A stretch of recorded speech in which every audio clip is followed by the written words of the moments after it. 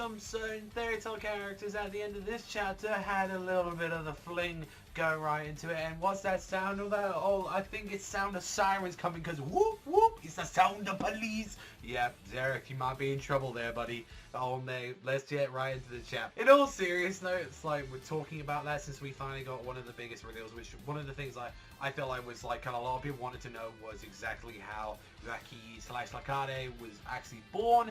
And the fact is that Mavis and Zeref had a fucking little bit of the fling. Like, you know, they had a little tussle around. The thing is, though, what you didn't see after that kiss and all that is that, yeah, Zeref had some very dark thoughts in his mind when, with that body, which is even more fucked up if you think about it. Because there's either two options where, like, Mavis and them just, like, got drunk and fucked each other. Or B, which is the more pliable option, is that Zeref wanted to leave an impression on the naked body and he thought, I don't know, maybe I'll fuck it.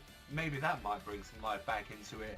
And that is how little baby Lakade was born, through the own love of his own dead mother's corpse, like being reanimated in the most part.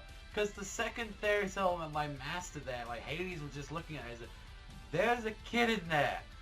Okay. Like, there's some stuff about that. Like, if anything you think about, it's fucking shown at the end of the day, this manga. You gotta explain it. But there's just a real creepiness level to it that Zeref was that desperate for a little bit more extra love that he's willing to fucking pound that body even though it's dead, and even though, like, that to me is, like, really fucking sick in the head. Like, mind you, Zeref was already fucking gone. I think, like, I would have preferred context as, like, he artificially combined DNA or something like that. Like, because that, to me, is, like, really fucking disgusting. Onwards to the chapter, though, and immediately we get to see the continuation between the Guild Arts and the August fight. Not too much progression on the happening on this part. Or the entire talk of it was like talking about, like, you know, the child, like, why did he never get love and all that from a parent and all that, which seems really weird. Why exactly he's the one kind of talking about this? Like, so is this like kind of say, like, insinuating or something like that, like maybe August actually generally cares about, like, him a little bit? Maybe, like, he was the one that raised him, like, instead of, like, you know, Zeref, because it, honestly, from this chapter, boy, what a fucking surprise, he don't give a fucking shit about this kid and all that, like, you know, after everything. And the fact that, like, he only cares about Natsu just, like, gives a giant more attention to, like, there. And I gotta say, their fight, though, fucking intensifying as the two are, like, swapping blows with each other, fucking going hand to hand, leg to leg, like, beating the living dog shit out of them. And even Mavis saying, like, you know, trust in Natsu for the meantime, and, like, you gotta get out of there for the most part. It's just like, you know, like, she's heading closer, and I feel like that's a little bit of a stupid thing on their case. Like, you can clearly contact them, however, like, you're even saying, like, they might be able to hack the interference like that with Mavis. But then again, one of the biggest things that Zeref is after is you, because he wants you more. So you're heading over there, maybe you're thinking there's one way to stop, like, Acnologia in some way. Maybe that, because clearly I feel like maybe this would be someone of the characters that actually might know about that, but you don't want to say, like, oh, you might want to get out of there, Acnologia is here. But clearly none of the other characters are really thinking about the situation at the moment, since they got fucking Zeref there, and Zeref, the fact that he's even enjoying this stuff and all that, he's saying this fight is fun, and that he's shaking and just smiling, and he says, this is just so much fun and all that, and it's, you know, like, and it because, and, you know, this is too much fun, and he's like thinking, is it like, you know, but why is this happening? Is it because of the curse of contradiction? You know, like, is it because I don't even understand my own emotions? I'm going crazy.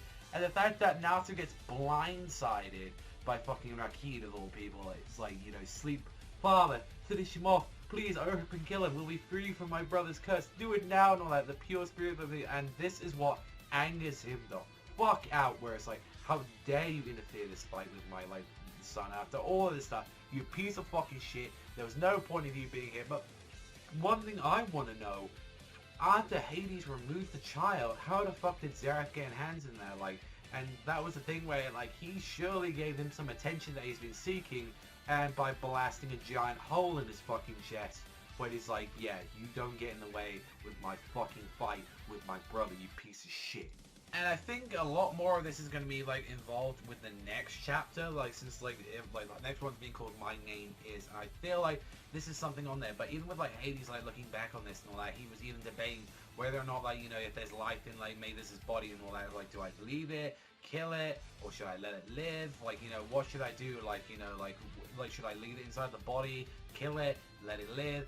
Like, you know, or to, like, and that's obviously what the situation that he did, is that he made the child live after all this time. And the fact is that, yeah, he didn't exactly love it and all that. He's saying, you know, like, that's some real interesting shit and all that, like, well, we're gonna be getting into and all that. And I honestly, that was like a lot of things in this chapter. Like, we're seeing multiple sides of the story, but if anything, I know a lot of people wanted, like, especially him, Rakib Lakade, to be like back into the story right now. Like, hadn't seen him for a while, and although it's getting involved in that, he was at the end of the day, he is a fucking like drag meal. He needs to be, like, I feel like, in the story, and he's like, is an important part. But boy, the fact that he just got fucking wiped like that, I was like, oh buddy, like that.